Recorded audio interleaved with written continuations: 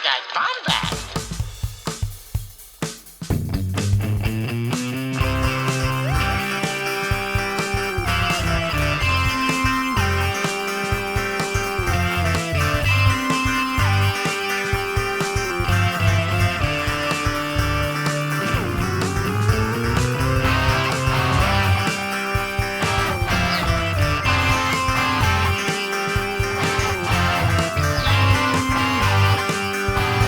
Welcome to the Bombadcast. What's up, Bombad fam? Welcome to another episode of the Bombadcast. We are a proud part of the Beyond the Blast Doors network. There's a show for everyone on this network if you are a Star Wars fan. If even not, me? You know what? Yes, Scotty, even you. Cool. Even you, disembodied voice floating from the beyond. If you like Bombadcast, you'll probably like Around the Galaxy with Pete Fletzer, Postcards from Galaxy's Edge with Shannon Morin, Holo Chronicles with Andy and Josh, Beyond the Blast Doors Live, the only live weekly Star Wars show with David Amelotti, the ever handsome, and he's just always showing off the guns. And then streaming Star Wars with Ammo and Fletzer on Fridays. Then, you got us in our little corner here. If you like us, you'll probably love them a lot more. But you can find all of that at beyondtheblastdoors.com. And if you like what we're doing at the Beyond the Blast Doors Network, support us on Patreon. Think about it. Give us a little pocket change, or, the equivalent of, 5 cups of coffee a month. Who knows? Just go check it out. See what you like. We've got many tiers, and you will not regret that decision. Heck yeah. Yeah. And you know what? You may have noticed. See, we got the complaints. We've got the mail is in, the reviews on iTunes and YouTube. They've all come back to us, and we've talked it out. And yes, we are going to no video due to great outcries. It was as if people cried out. A million voices cried out in terror, seeing mine and Scotty's faces, and then they were suddenly silenced today because now we are 100%. We're all audio. You can't see us, and that's just, what? We're just going to keep it like this from now on. Right, Scott? That's just, you guys complain too much about seeing our ugly mugs. No. This is just this episode. So. What? Wait, just this episode? Yeah, so. Where's all that? Why do I keep getting this mail forwarded to me then? Well, I was going to tell you, dude, since you shaved your head and you did all that really big transitioning with, you shaved your beard, and I know you're trying to become. I grew it back. No, you didn't. Stop lying to them. I grew the beard back. Stop lying to them. You've seen me. So whenever watch last week's episode. No, you shaved it after that, man. Please stop lying to them. Hype up how they're gonna see the new form of Jerry whenever we go back. Just do that. Whenever we go back. Yes, we are going back. Yes, we're going back. No. This is the new normal right here. No, it's not. This is what we're doing. So we have a very special guest today. And yes, we do. Jerry, our special guest, actually, this is a funny story right here. We did this last year, the same exact kind of concept. We are doing an episode from the Jarreau Beach Strip. You've heard it correct here. And we've got the one and only, the one who inspired this discussion. That's what I'm talking about. The shiny man himself, Elder Puck 27, a.k.a. Troy Jarreau. What is going up, Bombad fam? Yo, what is up, fam? How we doing today, Jerry? How are you doing, buddy? Man, I am doing as good as I possibly can. I'm Scotty didn't like my bit, so he made his own. Man. Which, hey, prima donna, that's okay. It happens. It happens when that happens. Yeah. I love it. I love it. But I'm glad to have Troy back on and reenacting, we're redoing so much in history these days. Why not have Troy back on? Yes. and stuff, you know? Like, I love it. I love it. Let's have Troy back on. So Yes. Troy is a member. He is one of the rotating cast of the Bombad. I was gonna say the Bombad fam. You were like part of the Bombad cast. I've said it before. You and Eric, you're Really? both just you are just fixtures in the Bombad cast canon, and so I just counted up. I'm glad you're here. It's Troy's 4th episode, and I believe Eric just did his 4th episode too. So it's my neck and neck. Wow. my 4th appearance on the show. That's incredible. You I guys love better that. treat us nice so we can see who makes it on next, right? And Yeah. so, you know, Yeah. We'll gotta have get we'll have a show off, showdown, yeah. see who goes 5 on. timers. That exactly. It's like- And this episode's discussion actually, which is great enough, it was all inspired by Troy because I've Because we grown love up- Troy. Yes, and we've What's grown not up to together. love about Troy? Look at him. Oh, you can't look at him, but think about looking at him. And, Think about him. Think about Just him. think about him. Just think Listen about to the sultry, smooth sounds of his voice. exactly. And And just imagine him in the room with you. I'll stop because I'm going to get uncomfortable in a second. yeah, Jerry might have to take off your pants. I might have wow. to go. I might have to hop in the shower real quick. We still haven't done that yet. There was an episode we planned on doing from the shower, but that's gonna be when we work out. Do you remember that? Remember that thing I came up with? That was like Yeah. quarantine, like a quarantine idea and stuff. And Wow. Hey, Okay. yeah. you may get your chance still. We'll Now- see. We'll see. Now, Troy, for anyone that doesn't know, okay, and I know you've been on here enough. Hopefully, our fans remember. But what is something that you do? What is one of your biggest hobbies? Troy's got a man of many hobbies, but A man of many hobbies. I play a lot of video games, but mainly focus on Pokemon content. Mainly the newer games, shiny hunting and doing some competitive battling and just overall enjoying the game and playing it for what it is. so Troy, this man right here, is a Pokemon pro compared to both Jerry and I. And there was an idea that was discussed a while back that Troy wanted to talk about, or we actually all wanted to talk about, 2 really big things in the late 90s, right?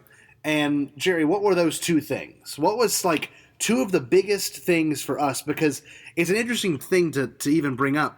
I was a small child in the late 90s. I was like 5.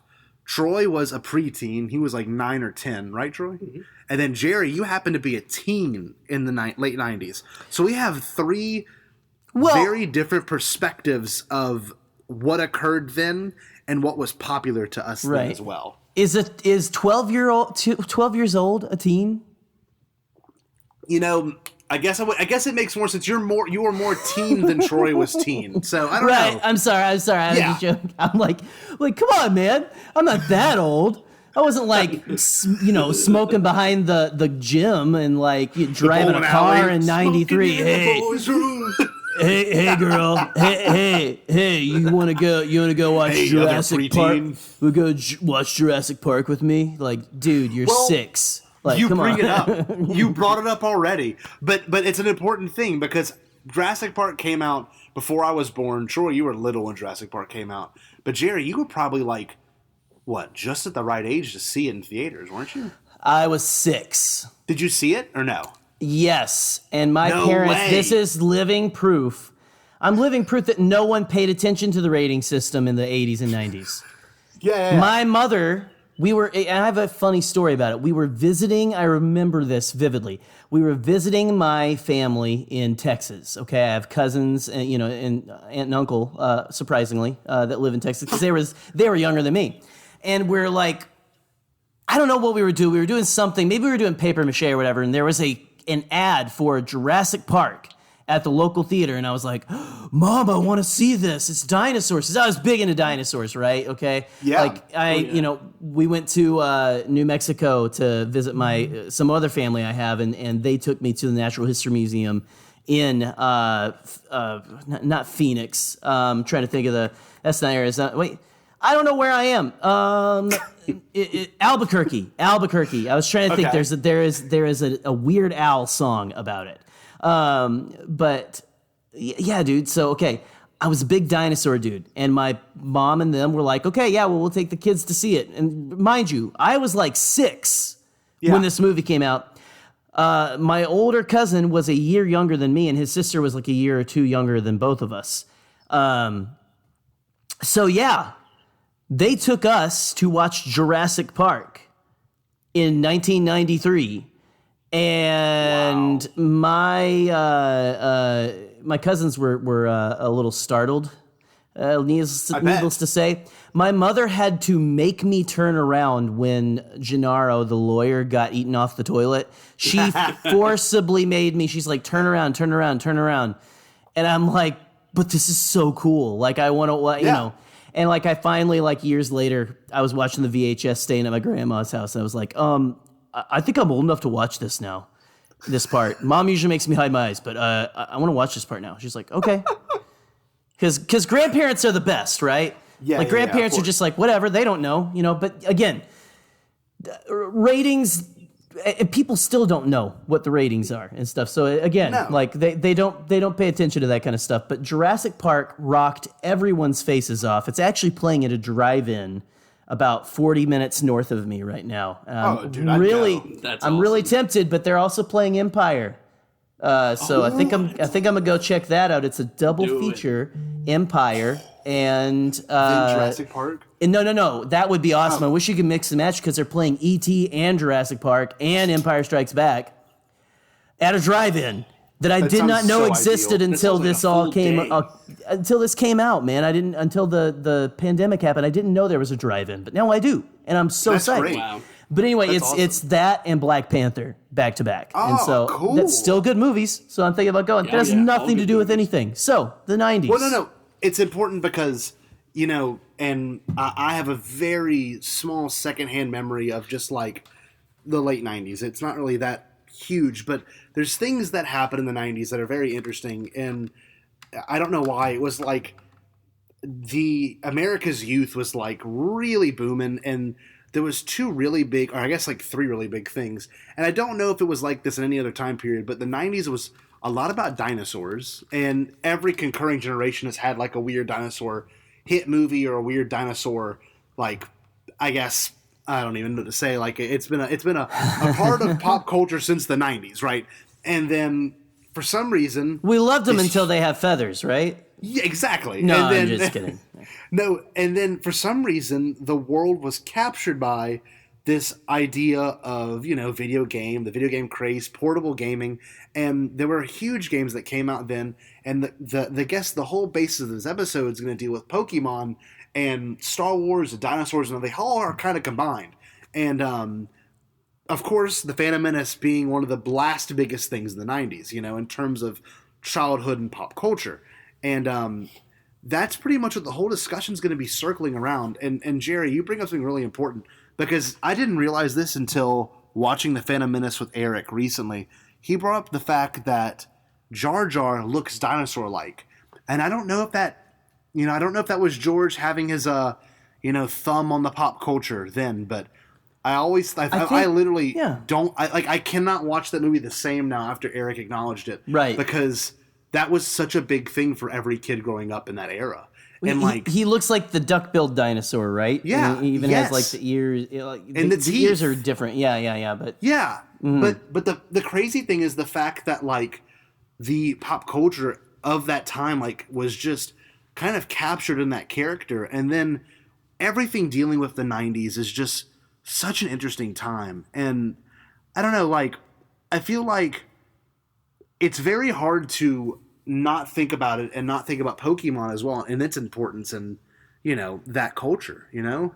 I'm sure we all have a very, very, like, familiar story with, like, how we were introduced to Pokemon. Since we've got the very special guest right here. Troy, what was, like, your first earliest memory? Like, was there ever one that, like, burnt into your head? Yeah, so my experience with Pokemon first got started with the cards, actually. I didn't get started with the video games, but the cards came out before the games. Yeah. And I just remember being at school, elementary school, and, like, that was the biggest thing. When it came out, everybody was like, oh, there's this new trading card game called Pokemon, and it's for pocket monsters, and they have all these little creatures, and, you know, you can collect the cards for them. And back then, you know, we were 6 or 7 years old, and we didn't know how to play the game. We just wanted the cards. And that was one of the biggest things was, you know, who could find one of the coolest cards or the rarest cards, and then everybody was trading at school. So awesome. And So it evolved from that into the games later on. And I remember for Christmas, my parents had gotten me, they had got me the Game Boy Color, the Pikachu edition one. It was the yellow one that had like Pikachu on like the front plate. Oh, and, nice. With Pokemon Yellow. Yeah. And that was my first ever experience with a Pokemon video game. And I can't say how many hours I did actually put into that cartridge. I no longer have that cartridge, but I would guarantee you it was a lot of just walking around and playing the game. Exploring. Yeah. But that was definitely my first experience with it. Probably, I don't know, what was it? It was probably the next Christmas or the next birthday. It was whenever I got Pokemon Red. Oh, nice. And that one, I mean, it evolved from that point on. You know, every year you were getting a new game or you were getting new cards. Mm-hmm. I vaguely remember our grandfather, me and your grandfather, his stepbrother used to run a card shop. Yes, Uncle Cecil. Other Uncle Cecil, yeah. And I remember vividly it would be like, okay, if I make good grades in school, or if I did really good in sports, and just tried my hardest and put effort to it, my parents were gonna go that weekend to buy me a pack of Pokemon cards. So awesome. And nice. that always was a drive for being like, all right, let's go do this, because I know the end goal is going to be Pokemon cards, and it's going to be like, okay, we're going to get a rare card, and we're going to be able to show it off at school. Am I going to be the cool kid with the shiny Gengar or the shiny Charizard?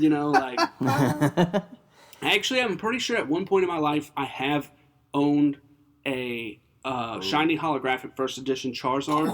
I'm pretty positive I had one as a kid. Now, where it went from there, because as a young entrepreneur, dude, this is for real. This is one of my favorite stories. Yeah, I actually sold Pokemon cards from my house, like straight up. Had to sign in the window that said Pokemon cards for sale, and like I would sell them at school. I would sell them everywhere. Like if I had a holographic, I was like, wow, $20 here, $40 here, and like kids would pay me for them. Oh, dude, lucrative, like man. Little lucrative. cards and stuff. So there's a handful of cards actually I still do have. I have a bunch, not anything rare, but there is a good bit of a handful of cards that I do still have. It's funny because I'll never forget this. This adds to the story of Troy was talking about the cards and selling them. I went over with my dad because Troy's dad and my dad are brothers, right? And so I would be over there maybe like once every 2 weeks. And I went over there when he was selling his cards, and he sold me a Japanese Wobbuffet card. And I don't know how you got a Japanese card, number one. That like blows my mind. I was little and I still remember that. And he sold it to my dad for $12. And my dad's like, I'm paying $12 for a piece of paper. Like my dad would not let it down. And it's funny because Troy and I are 5 years apart. So like Troy was probably 10 and I was 5, or maybe he was 11 and I was 6. But like there were I have so many memories of playing Pokemon Stadium with Troy and stuff. So like a lot of my early childhood was truly Pokemon and Star Wars, and Legos, whatever else was in the now, was in the now then. And it's funny because there's one vivid memory. Papa Cecil, our grandfather, dressed up as Pikachu for one of my birthday parties. Do you remember that? I do remember that. And there is a video I have. It's on one of my hard drives. It'll be difficult to find. But he dressed up as Pikachu, and at that same party, I got a Phantom Menace toy. So, like, just kind of think about how all of that epic. is. It's so weirdly full circle, Dude, and like, Pikachu was at Celebration 2019. Yes. Like, I ran into him. Yeah. Wow. It's just funny to think it was just Pikachu, too. It wasn't like anything. It was just Pikachu. Nothing special. Yeah. Yeah, and, like, it's funny because, it's really cool that nerd culture now has become, or, like, even that culture of then has become, like, such an acceptable and normal thing, And, like, two things have not died still, and that's Star Wars and Pokemon. And Nintendo, of course. You can kind of name a lot of gaming companies that have kind of lasted, but... I mean, Pokemon is, like, Nintendo's number flagship. one. Yeah. Like, from merchandise, from anything, Pokemon is the most profitable thing from Nintendo that they've ever put out. It's pretty crazy when you actually get to thinking about it. And Yeah, I mean, Star Wars and Pokemon, they've both been huge factors in my life. I mean, I remember as a kid, even in the 90s, I mean, like most of the birthday parties I went to as a kid were either or related. You know, it was either Star Wars or Pokemon. Power Rangers, all that. Dude, Power Rangers were legit. Yeah, like they outlawed karate on playgrounds because of Power Rangers. Yeah. I remember those days when like parents were afraid that kids were going to hurt each other because of Power Rangers. Where like they blow up and they like fall, Yes, insane. That was still some of the best, the best 90s animation stuff ever. Where it's like the explosion happens and then those, minions they twirl backwards and fall on the mat. And have you ever I had the veil lifted for me, man. Where like you see like that it's like they took all of this. None of the fighting sequences and the robot sequences were filmed by them. They bought like an old Japanese TV show, and just filmed the high school scenes with the actors. That's amazing. I never knew that. Yeah, that at least most of the first season is that, and I think later on they started going like, okay, we'll put them in the suit and stuff, and then they did a movie, right? Yeah. But I was, man, I loved that freaking movie. It's important because I just realized something else that came out, I believe, in the year 2000. So it's not exactly then, but Godzilla 2000. These weird. It's a weird thing to remember that Godzilla 2000 from Japan, but Godzilla with Matthew Broderick came out in 1998. 98. Okay, so that also plays into this. Yeah, I didn't see it then, of course, but I remember the poster and I was there's so many for things. There's so many things that can be mentioned, and it's really weird that.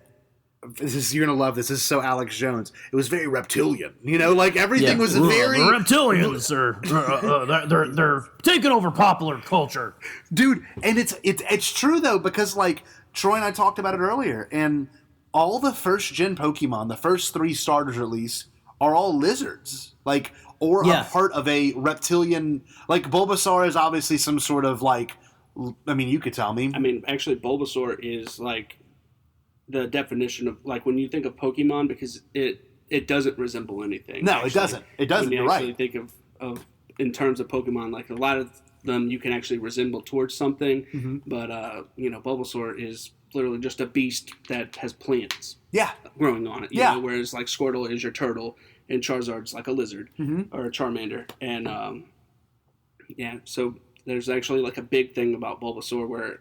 If you actually look in terms of Pokemon, and there's only a few of them out there that, don't distinctly resemble real creatures in the real world. So it's just, I don't know, it's so interesting because there's a lot of really weird connections you can make. And I know the guy who made Pokemon was a guy who was fascinated with catching animals and catching bugs and stuff, and that's the whole concept of pocket monsters. You can keep them in your pocket and you can trade them with people. But it was weird because it was the technology being pushed back then too that just dawned on me. The Phantom Menace, Jurassic Park, everything we're kind of naming was technology at its most. I want you to think about the Phantom Menace, okay, and just think about you said the Gungans that look like dinosaurs. Yeah. The other creatures that are in that movie resemble dinosaurs. Yeah, dude. Sebulba's kind of dinosaur looking too. What the Gungans ride on, the Kadoos, and just the creatures that were in the water. There's always a bigger fish. Dude. Dinosaur style fish. I mean, those are in. I mean, the first 2 movies, and while we're on the subject of movies as well, I know that's kind of 2000 as well, but the first Pokemon movie came out in 2000. Exactly. Pokemon 2000. Right around that time. It all just blends together, man. It does. It's weird, and a lot of my memories, the toys vividly, they used to have these old Pokemon toys that were just completely stationary. They were tiny. They were maybe the size of your palm as a little kid, and they were literally just you could just bend their arms and the arms would bend back. There was they wouldn't be stay flexed or anything. So there's these. I just remember having these things and being around so much of this stuff, and how bizarre it is now that it's still really relevant. Everything we're talking about is still so relevant. Still relevant. And if the Phantom Menace wasn't good, I mean, to some people it wasn't for some reason, but if the Phantom Menace wasn't a success, then I don't think Star Wars would have lasted. Same with Pokemon. Pokemon had to. it's funny. It's kind of like a building thing. Like with the next games, they got a little bit better. Then the following games, they got a lot better. And it's just like, I don't know. It's funny to see what stays and what doesn't stay. But for some reason, we're still in the time where Pokemon is like super important, you know? Oh, yeah. I mean, you remember 2016? Jeez. Jerry, what were you doing when Pokemon Go came out? What was that like in Michigan? I was actually still doing youth ministry part-time and stuff, like at the church we were at the time. And I had heard like, oh man, churches are gyms. Like we could use that to be like a cool, like, hey man, come hang out, you know, because that's what I was at the time. And our church was nothing. It was literally nothing. Wow, really? Yeah. I love that. That was like, oh, okay, potato chip crumb on the map. I get it. Okay, whatever, you know. I was into it for a little bit, you know, like the thing is, I just didn't want to walk to the places that were near my house because I had been standing all day at work, you know? Yeah. And so, it's just one of those things, man.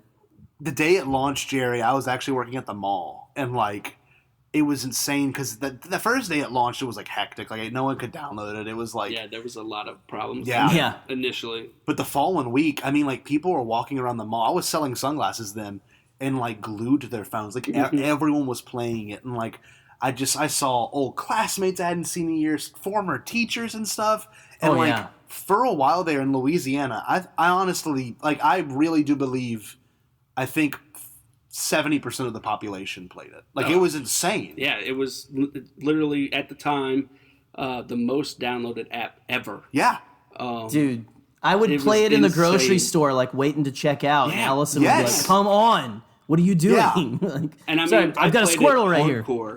I played it hardcore. Yeah, for so long. Troy still plays it pretty and I hardcore. actually do still play it. And there was a time when I did stop playing it, and I stopped playing it for probably about a year. Yeah. I did not play it at all. And then I kind of just jumped back into it, and I've been doing – I don't really do too much in it, like all the raids and the battles and stuff like that, just because I'm more of a solo player. Sure. I mean, you guys know from my Twitch stuff, and I'm a shiny hunter at heart when it comes down to it, so I'm not a big fan of like going and meeting up with 30 people to go take down this one creature at 3:45 on Sunday, and it's like at the mall. And I'm in the Facebook groups actually that are around my hometown for that, and but I don't know if I see one and I'm like in the area, then I'll be like, oh, you know what, maybe I can go do this, but I'm not going to go out of my way for it. But I do still like playing it, and right now, I mean,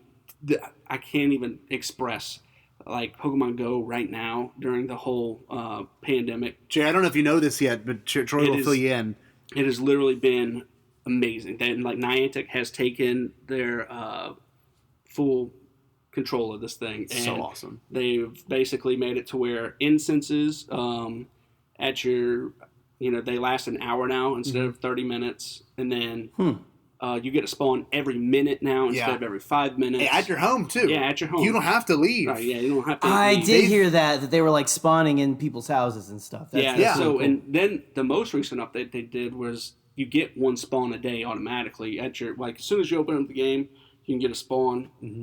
And also in the shop, they give you a free box. So awesome. And it's like, 1 or 2 Pokeballs or some items or something like that. But they've been really taking advantage of this and doing some pretty cool stuff for all the community days, just everything. And then we got GoFest, which usually GoFest is at a certain place, and they do one in like every country.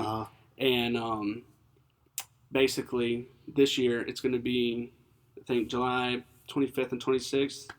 And you could buy a virtual ticket, and you could do it at your house. Isn't that cool? It like literally, you would have to be like you'd be in New York. Like it was like very specific. Yeah, it was. It was like Chicago, New York, like big cities. They did like 3 or 4 big cities throughout the U.S. They did like 2 places or 3 places in Canada, and then just various places throughout the world. Oh, wow, it's crazy! And now you can do it from home. Yeah, but it brings up a good point because at one point, Pokemon, in terms of if you didn't follow it, let's say I happen to follow it, Troy happened to follow it. I don't know if Jerry did. Jerry, actually, fill us in. When did you fall in love with it? Because I'll make my point later. When was it when do you remember being involved or around the whole, like, you probably remember the pop culture, like, shock that it was in the late 90s, probably better than both Troy and I can. What was it like? Do you remember anything particular? No, well, I had Pokemon. Right? When it exploded, right? And even if even if you were just kind of tertiarily like interested, which it was kind of me, Yeah. I wouldn't say that Pokemon has been like necessarily a Star Wars like level to me, but it has definitely been one of the like cornerstones of my pop culture life, right? It definitely had a place in my childhood and growing up and stuff. I mean, I would watch Pokemon, the cartoon, the early days, Ash and I forget the guy, the rock guy. Brock and then Misty, right? Yep. Yeah, Misty. Man. She was a 90s character, wasn't she? There's always those characters on the cartoons besides Pokemon, and there's also like Dragon Ball Z, but like early oh, dude, I was in Dragon Ball Z anime. for a little bit too. Everyone in my that's the other one. That was the first like Toonami and anyone like I believe it was Fox, whoever owned the rights to distributing Pokemon in America. Like, I mean, they knew what they were doing. You know what I mean? Like, that was such a clever thing real. Because it's weird to think that Pokemon not only took over video games, they managed to take over like trading cards, which was a huge thing in the late 90s, and then they took over animation and like TV and like it was everywhere. All aspects. Yeah, you were getting attacked from in all directions, and like, I mean, you could say the same about Phantom Menace. Like, you had the Phantom Menace marketing, you had the video games, you had the movie, like Pod Racer. Yeah, I mean, like, man. Dude, it's insane to think like that. It was all targeted to kids our age, and look who's controlling the markets now in terms of who's doing what and who's playing what. I mean, there's people that have worked in industries that make billions of dollars, and there's people that literally Twitch stream shiny reactions. Like Troy got really big recently. He a very known reaction of his when he caught a shiny Pokemon in Shield or Sword and, I don't know what. Yeah, Shield. Yeah, Shield. And I mean, how many views does it have now? Oh, last I checked, it was over 200,000. But it's crazy. Wow. It's crazy. That's only because I got on to some. There's a really big YouTuber and Twitch streamer that's like known in the Pokemon world, and he does like a shiny reaction. He'll pick clips from like, you have to send him clips, and he'll pick out of his things like the top 5 clips, and he'll do it once a week. And he picked mine for one So of them. awesome. Oh, nice. That view got like over 200,000 views on his YouTube channel, and then the one I posted on my YouTube channel got over 4K views, which is now my most watched video. Yeah. And it's crazy. All the content that's out there, man. It's awesome. And people make a lot of money doing what you do. You know what I mean? Yeah. And he's a Twitch affiliate and everything, so he gets cheddar from it. You got to think too, man. Like just those two marketing perspectives from Pokemon and Star Wars. Like I can think about it right now. Like somebody made a shirt that I own, and it's Darth Maul, but on a Pikachu. Like Pikachu, it's a Darth Maul Pikachu. Yeah. And I have that shirt, and I actually think I did bring it with me on the vacation. We'll get a trip, picture of it later. Yeah, we might get a picture of it later.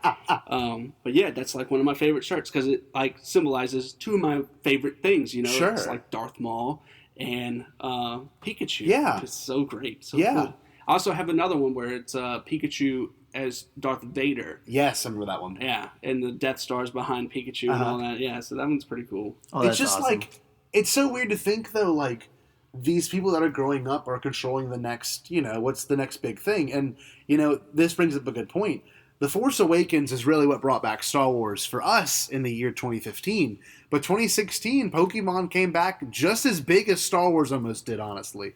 With literally everyone owning Pokemon Go. Just like everyone went and saw the Force Awakens. So it's weird to think these things that we grew up with are now going to be these huge staples of consumerism, of pop culture, of what is important, what is the next thing people are looking forward to in terms of releases and stuff. It's just, I think it's pretty awesome, man. What do you think of all that, Jerry? I mean, they're both phenomenons, right? And it was just, again, going back to the mid 90s, whenever it came out, again, like I was just kind of interested in it, and it was fun. It was, there was a lot to do in it, and again, I lost count after they, got more than 150 Pokemon. And so, that's when I was like, oh man, there's more. What? I loved, I don't know. I never got into the cards, but there were dudes in my class, like at recess, they had binders that looked like they were carrying like a 90-year-old's tax returns, and they were just absolutely filled with those cards, and they were really cool to look at and stuff, right? It was, and again, it was everywhere. It was on clothes, it was toys, it was, and I remember being psyched because Pokemon Yellow, you had Red and Blue, and I think Yellow was the next one to come out, and Pokemon Yellow, Pikachu would follow you, like in the show. Dude. And that was huge. what I always was trying to catch in Pokemon Red, which is the only one I had. I kept trying to catch a Pikachu, because that's all I wanted, because that's like what's on the show, and like... It was funny how I played it backwards, and ended up playing the games backwards. Yeah. Because I got Yellow first, experienced that, and then I actually played Red after that. Oh, man. It's, I remember like just sitting in the car, my mom going into like, I don't know, like redo her license or whatever, and just like playing on my Game Boy Color, like just playing those games, man. I love memories like that because, it's a weird thing. We're the first gen of kids to grow up with portable gaming, like truly, and right. I had a Game Boy as well, and there was times where this is so classic, like literally, I probably still do this with Troy, but there was times when I was growing up and I was on playing Pokemon Red or whatever, Yellow, and so when I was playing it as a kid, I couldn't get past certain stuff, right? And Troy and our family had Sunday dinners every Sunday. We'd all get together and eat dinner. And I'll never forget coming up to him one time. I was like at like the third or like the second gym leader. And I was like 6. And I was like, dude, can you please like beat this for me? And I'll never forget that next week. This is so classic, Troy. That next week he comes back and he's literally beaten all 8 gyms. He's gotten to the final 4. He beat them, and like I have like level 70 Pokemon. I'm like, what? Dude. I literally went from having level like 15 and 20 Pokemon to like Troy like 1 week like maxing out my game, and I'm like, how? Like I'm a little kid, right? It's just funny to think about those things because I don't know. It's the world's a much bigger place when you're a kid, right? And you grow up and you think, things will change as you grow up. But, like, it's really weird. In terms of what's popular and what's still relevant, not much has changed, Like, really to its core. Like, it's kind of impressive. I don't know. Well, and again, we've got all the kids who grew up in those times, like, running stuff now, especially the popular culture. Sure, so right. They're like, oh man, and nostalgia is huge right now, right? Oh my god, it is. Like they must have remade that first Pokemon movie 3 times. Yeah, they have the new one on Netflix. I've watched it. It's basically the remake of Pokemon 2000, but it's awesome. Yeah, it's great. It's really good. But yeah, I agree with you, Jerry. I mean, like, it just sticks with you. I mean, like some of the stuff that you grow up with, I mean, you never lose it. I mean, some people, of course, eventually, they'll fall out of different things in and out. But they don't forget it. They don't forget it. Yeah. And they definitely don't forget the memories they had with it. And so, like, yeah, you may talk to, somebody who was way into Pokemon, way back in the day, but it's like, they're a little bit older now, and it's like, hey, they kind of just stayed away from it or strayed off of the path from it. And, they may look at it now and they're like, wow, this has really changed. But it's like, they'll go back and tell stories, but man, I'll never forget, beating the Elite Four for the first time, and I had to battle them 600 times before I finally beat them, and like just that nostalgia moments. Those are what I live for. I love that kind of stuff. Yeah, and since they've been remaking them, it's been really nice to see like how they do things differently every year or whatever they end up. Right. I mean, there's so much stuff that they come out with on both sides of it, Star Wars and Pokemon. Look, literally, like after this, Jerry, we're about to go play Pod Racer. Yeah, we're gonna go play Pod Racer. dude, after this. sweet. And like on the Switch. He hasn't played it yet, and like I was like, dude, the controls are phenomenal. I'm like, they've just taken what was good and improved on it, just like they're doing now for Pokemon. It's so surreal. It is. It's really awesome. Yeah. Another 1999 fact is that's whenever I got my favorite gen of Pokemon, Gen 2. Yeah. And Gold and Silver came out in November of 1999. Oh wow. Jerry, that's when they added more. Okay. just to Yeah, make yeah. sure. Yeah, I that's- remember that's I the remember second that. I remember generation. that and I was like, "Oh, whoa. Yeah.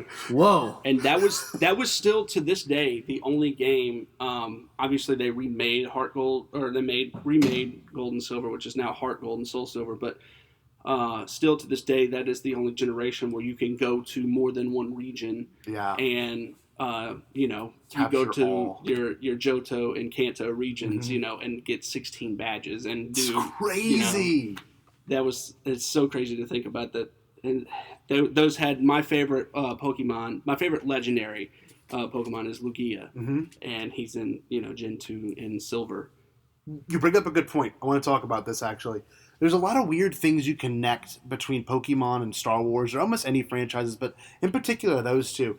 And the fact that you get these like mythical creatures in Pokemon, and it really kind of makes you think about Star Wars, like we talked last week about the Force, Jerry. Yeah. How things like it's very interesting to see like the comparisons. And I don't know, I thought of some in my head earlier, and one of the biggest comparisons was the fact that like the nomenclature for Star Wars and the nomenclature for Pokemon are so close. You know what I mean? Like, good example, Charmander. Like, when you char something, you're burning it, So, like a char-grilled burger, So, like, they took Salamander and Char and they slapped them together. Boom.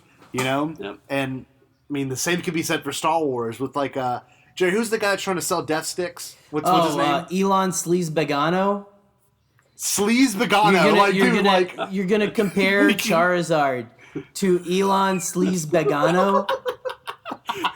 Dude, that should be the thumbnail for this episode. Just be a photo of it. Just Elon handing Charmander a death stick, and Charmander's got like a flamethrower. Yeah. Like that'd be great. See, it's important though because of the nomenclature. Like, think about that character's a total sleazebag, and Pablo or George, whoever named him, was like Elon Sleazebagano. Like, it's funny because if someone like the action figure that came out, it's literally he's a sleazebag. He's a nasty, vile dude. It's a dude with antenna. Yes. Also, yes. I love that. That's just like I'm an alien. Like, I've always loved that. It's just funny because, in terms of naming, they're very similar. Like, I'm trying to think of another example. Well, real quick, if I can, did you know that dude has an entire like life story in the EU? No way. Yeah, dude. He goes home and It's literally amazing. changes his life, and like gets out of selling drugs and like starts like a charity or something. Like I'm being for real too. Like that's all because Kenobi. Yeah, because tells him Kenobi to does go home and rethink his life. Yes, I'm telling you. And then I'm like, so That is hilarious. that's funny because people are like, you're opening up all these plot holes, with the new canon. When it's like, you look at the old EU and it's like, okay, I mean, it's kind of a pick or choose buffet, like, right? Okay, because why are the Jedi, generals when they should be for peace? Yeah, but why aren't the Jedi opening up like, drug rehab clinics or like counseling services, Keep us at the man? peace, right? I mean, why aren't you using that to I don't know, stop crime or something? Like, if you can just wave your hand and make criminals like stop someone's entire life selling drugs and being dumb and like my God. please do something to help the galaxy besides fighting big wars and cut people's arms off, Obi-Wan. My gosh.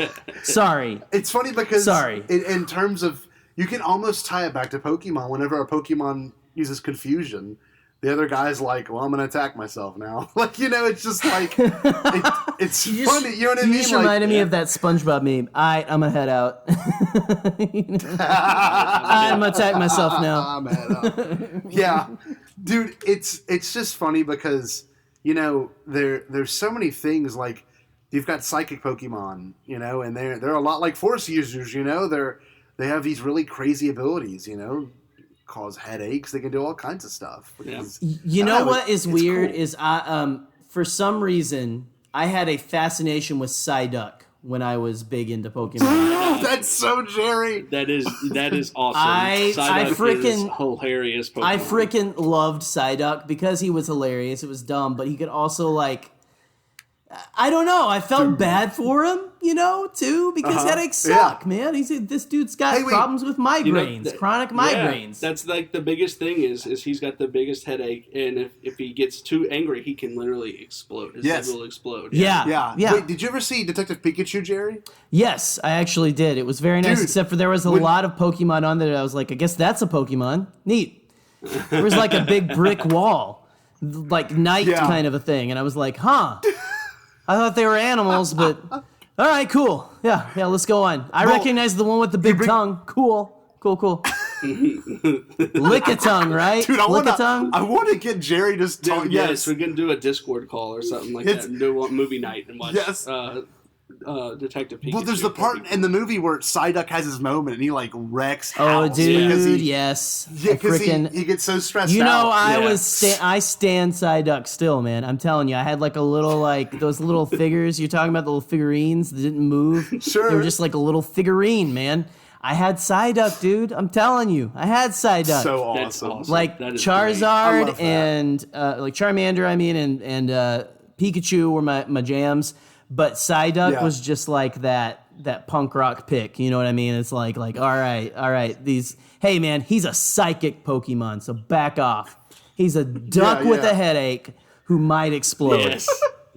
And you know what? Also, Jerry, is a good thing about Psyduck is in terms of Gen 1 Pokemon, he probably has one of the in my top 10 list of shiny forms.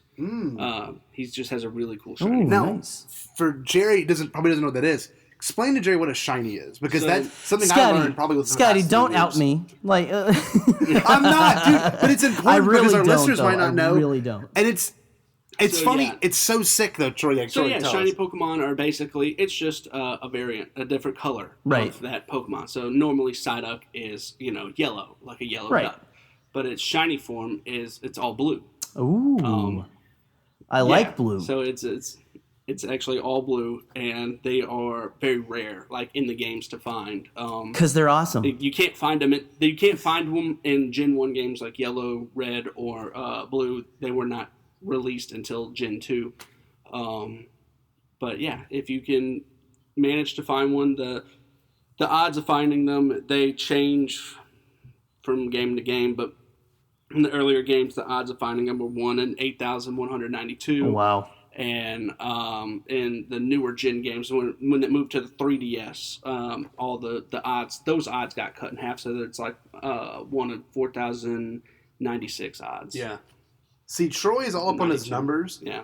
Like Troy, if anyone that hasn't had the opportunity to, and they want to see some great videos of someone just like with pure joy. I mean, you've seen my reaction video. Troy's the same way for Pokemon. So like, literally, if you go to Troy's Twitch page and you can go through every clip, they're just like, and I'll be in the chats in some of them, and Troy will say out loud, but like some of the clips are incredible because like Troy is shiny hunting legendaries, Jerry, and like it's like on some of those games he does, it's like 1 in like 10,000. Oh, wow. And Troy has sat there and soft reset or respawned characters for like. Yeah, some of it just, it's all about luck. It's all random, RNG, which is random number generator, and it's all luck. I mean, Yeah. there's nothing. Some of the stuff, there is methods that you can do in some games that'll, if you do it, this amount of times, like you're guaranteed this shiny to do this. Right. It's like a certain path, but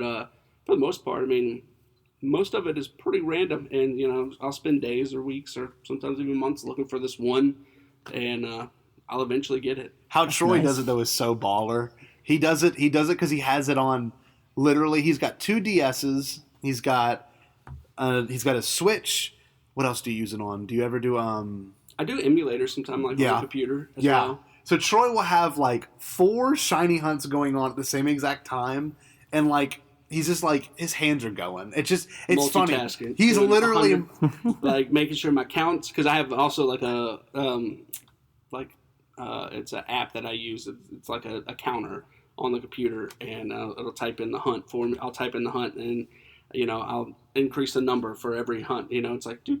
All right, this one. All right, increase the number. So yeah, it's funny because like I just thought of this comparison. Shiny hunters on Twitch or YouTube, whatever. It's a lot like Star Wars podcasting because it's like a very obscure community you never really knew existed. But when you discover it, man, it leads you down a wonderful rabbit hole. And for anyone that's never really, been a Twitch person, or anyone that's never really, gone and really maybe you're a Pokemon fan and you never really did any shiny hunts or tried doing it or watched someone do it. I'm not gonna lie, like there were times last year when Troy was streaming a lot where every night I'd be in that chat and I would probably be texting you, Jerry, and then watching Troy on my TV, and it was so entertaining because I don't know, Troy's a great commentator, he's a great orator, and like I don't know, he knows his stuff, man. Yeah. And nothing's better than whenever you get someone that knows their knowledge, on any subject. And it's just an important thing because it's a different subset of fandom that I don't think people are aware of until they listen to stuff like this or until they really kind of take that next step into, what they love and what they enjoy, Yeah, I mean, I didn't even know the shiny hunting stuff existed until probably, 2016, maybe it was a little bit earlier than that. Whenever X and Y came out, that was the game that I first started shiny hunting. Yeah. And I didn't even know about it. I didn't even know you could find them in the older generations. Yeah. And I had played the heck out of those. Wait. They're in the old games? I thought this was all Pokemon Go. No, dude, this is literally... You can see I in-game. I'm very up to date. I'm very up to date with this. Yeah, so you can get a blue Psyduck, Jerry, on Pokemon Go. That is added them, insanity. In Gen 2, so 1999, whenever Gold and Silver came out, like that's when they added shiny variants. Yeah. And you can find them in that game, and they've been added in any title game since. So awesome. Wow, man. Dude, it's crazy, and like the designs are so freaking cool. Because like, Jerry, you're gonna love this. How cool is Charizard already? He's red. He like breathes fire. He's a literal dragon. Yeah, Jerry, he's got like a little his shiny form. A little puff of fire on his tail. Yeah. It's adorable. Yes. And dangerous. No, that's Charmander. Oh, Jerry. Charizard. Well, Charizard's the big Charizard's the dragon. the big That's the one. dragon. Yeah. That dude's color variant is literally, it's black and red. It's just black. It's just black. Yeah. How cool. He goes from being like a red dragon to a black dragon. Like if you find him in that, dude, it's funny. Like it takes your understanding of something you already thought that it was and just takes it to a different level. And interesting fact too is Charizard's actually, he may look like a dragon, but he is not considered a dragon. What is he, type. a lizard? He's just fire and flying. Yes. That's his type. This is his typing. Okay. And that's another important thing because Pokemon are also split into different types, right? Yeah. And like, it's funny because, not all of them, but some of them. Yeah. Like the Planeteers. Yes. Another 90s reference. We're going to have to do another Yes. 90s episode, I'll have you know. Well, oh man, I love all the 90s stuff, dude. Dude, we need to do It's the Star Wars podcast version of We Love the 90s. But just talk about the 90s. Yeah. dude, might as well. I mean, the Jurassic Park, like when you were talking about the ratings and stuff like that, and like that earlier, Jerry, I mean, I could totally relate. Like, Oh, dude. I'm sure you can relate too because you have a little one. And Yeah. it's like, would you really want your 3-year-old or your 4-year-old watching the dinosaur part where the T-Rex just grabs this dude off the toilet, and it's like, you think about it and you're like, man, like, yeah, that's really cool. Like, and now that I'm older and now I've seen it, and it's like, I just don't know if I'm ready for a 3 or 4-year-old. Not a 3 or 4-year-old. Now, when they turn 6, it depends on the child, right? Like it depends on how much of a psychopath they are, like me. Definitely. That's the thing. It's like my better half would have something to say about that, but I would probably be like, yeah, shoot, let's watch it. You know? Exactly. Yes. I remember so many times in the 90s where my grandpa would put on like a movie, and we watched horror movies all the time. Oh my god. Oh, see, I think one time I was scared to probably death of like horror 8 or movies 9. until I was like Really? 13. Oh wow! Yeah, I remember my papa put on The Exorcist for me whenever I was probably Dude. like 8 or 9 years old. Dude, my Papa season was pretty hardcore because he was about man. reactions, a lot like we Right, both are. right. Like, Oh, dude, he yeah. wanted to watch us react to it, and like I think I've told you this, Jerry. When I was 6, my dad put on Aliens, and like one of the Yeah. biggest memory I had of Aliens was when the Queen Xenomorph rips apart the android, and that yellow shit goes. Oh, pardon my French. That yellow stuff launches everywhere, right? Like I had nightmares of that for the longest time, but that's just our family, I Yeah. guess.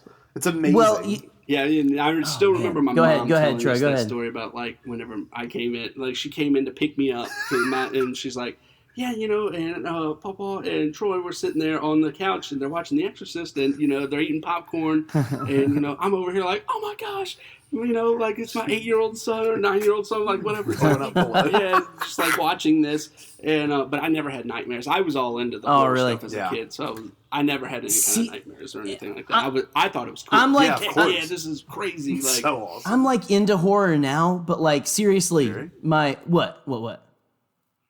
Yeah, can you hear me? Yeah, you're good now. Okay, You're you good. want me to clap to come back in? Yeah. Are you guys doing this again? Are you doing this freaking thing again you did last year? No. Troy just ripped a giant fart in the bathroom, and I hope I have it on the Oh mic. my gosh.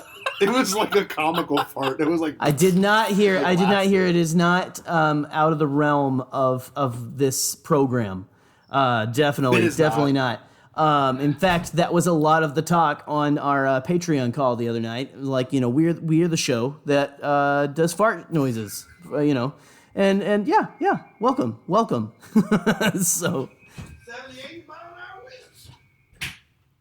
I'm not really sure what's going on now. Apparently the wind's blowing. yeah, hold on real quick, Jerry. The wind is like there's like a tornado. Or Oh my gosh. It's like hissing. It's funny because we could do some crazy Foley and stuff, you know, like whoosh, like Auntie M, a twister.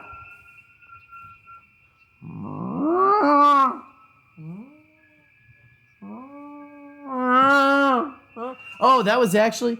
I'm not gonna lie. I thought you guys were like blowing in the. Okay, if you die on the air, we're still airing this. Okay. I'm cutting in now. All right, boys and girls, that was a great discussion. Unfortunately, we had to get cut short real quick due to some torrential wind and weather, and floats were flying off our balcony. It was a mess. Troy, where can people find you? They can find me on Twitter at ElderPug27, on Twitch at ElderPug27, Instagram, same, ElderPug, all that good stuff. YouTube, ElderPug27. Be sure to go check it out, y'all. It's some of my favorite videos on the Yes. internet. Just Troy being real genuine. I'm going to do an edit one day where Troy's reacting to, like, I'm going to do it to where it's like him reacting to everything happening. It's just, I You love should it. do a But, video with that, like, you know, the famous like reaction that people always take, like Matthew McConaughey from Interstellar, and have him reacting to Yes! one of Troy's videos. That would be That would be great. epic. Dude, Yes. that's what it's going to be. It'll be Troy. It'll be Matthew McConaughey crying to Troy reacting. Yeah. Dude, that's it. Yeah, That's You're it. welcome. I love it. You're But welcome. anyway, Troy, would you like to do the honors of But of 2020 the- strikes the great again, tradition? guys. My gosh. Ooh, Yes. Stay safe. All right. Yes, everybody out there, stay safe, and of course, stay bombad.